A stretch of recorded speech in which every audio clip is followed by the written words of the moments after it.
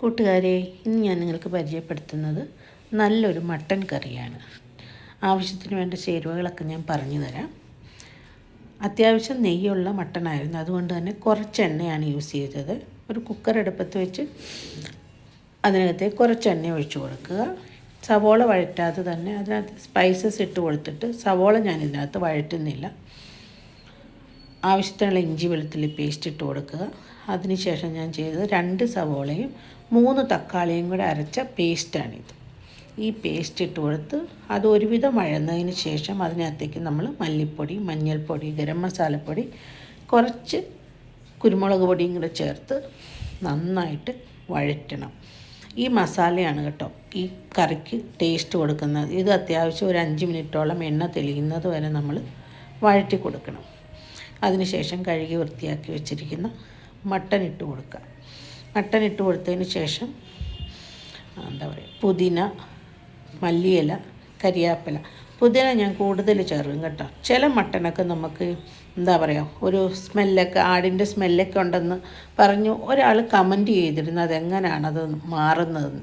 അപ്പം ഞാനിവിടെ ഉപയോഗിക്കുമ്പോൾ നമ്മൾ ബാംഗ്ലൂർ ആയതുകൊണ്ട് തന്നെ പുതിനയൊക്കെ എപ്പോഴും സ്റ്റോക്കായിരിക്കും. പിന്നെ എൻ്റെ ബാൽക്കണിയിൽ ഞാൻ പുതിന വളർത്തുന്നു. ഇഷ്ടം പോലെ പുതിന ചേർത്ത് കൊടുക്കും.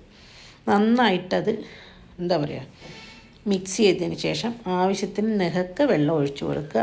എൻ്റെ കയ്യിലുള്ളത് കൊണ്ട് ഞാനൊരു രമ്പയിലയും കൂടി ഇട്ട് കൊടുത്തിട്ടുണ്ട്. ഇത് നമ്മുടെ കസൂരി മേത്തി എന്ന് പറയുന്ന ഉലുവ ഉണങ്ങിപ്പൊടിച്ചതാണ്. എല്ലാം ചേർത്തതിന് ശേഷം നമുക്ക് കുക്കർ അടച്ച് വയ്ക്കാം. വലിയ വിസിൽ ഒരെണ്ണം, പിന്നെ നമ്മൾ സിമ്മിൽ ഒരു വിസിൽ, വീണ്ടും ഒരു വലിയ വിസിൽ ആക്കി കഴിയുമ്പോഴത്തേക്കും നമ്മളുടെ മട്ടൻ കറി ഇവിടെ റെഡിയാകും. ഇത് ചോറിൻ്റെ കൂടെയും ചപ്പാത്തിയുടെ കൂടെയൊക്കെ കഴിക്കാനായിട്ട് നല്ല ടേസ്റ്റാണ് കേട്ടോ. ഇവിടുത്തെ വെള്ളച്ചോറാണിത്, അതായത് സോനാ മസൂരി റൈസിൻ്റെ കൂടെ സൂപ്പർ കോമ്പിനേഷനാണ്. നല്ല ഒരു മട്ടൻ കറി ഇവിടെ റെഡിയാക്കി എടുത്തിട്ടുണ്ട്.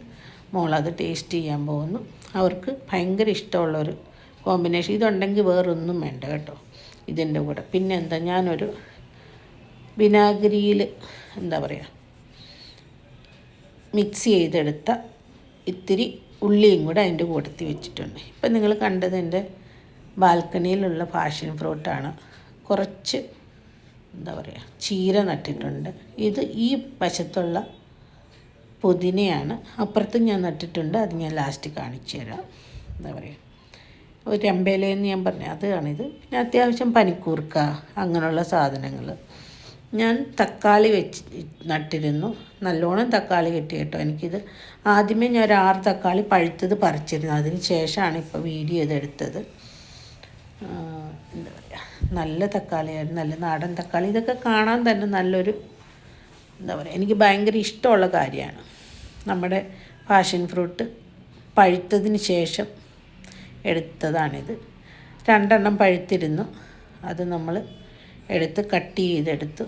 ഇതിങ്ങനെ ഈ കളറ് കാണിക്കുന്നത് സ്പെഷ്യലായിട്ട് നിങ്ങളെ കാണിക്കുന്നതിന് ഈ കളറാണ് പഴുത്ത് കഴിഞ്ഞപ്പോൾ അതിന് വന്നത്. പച്ച കളറ് മാറി ഭയങ്കര ടേസ്റ്റായിരുന്നു. നല്ല തേനിൻ്റെ മധുരം എന്നൊക്കെ പറയുകയല്ലേ, അതുപോലെയായിരുന്നു കേട്ടോ. അകത്തുള്ള കാഴ്ചകളാണിത് കട്ട് ചെയ്തത്. ഞാൻ പറഞ്ഞില്ല, അപ്പുറത്തെ ബാൽക്കണിയിൽ ഇതുപോലെ നിറച്ചാണ് എൻ്റെ പുതിന നിൽക്കുന്നത്. ചെറിയ ചെറിയ തണ്ടുകൾ കുത്തി കൊടുത്താൽ മതി, നല്ലപോലെ തഴച്ച് വളരും. Thanks for watching.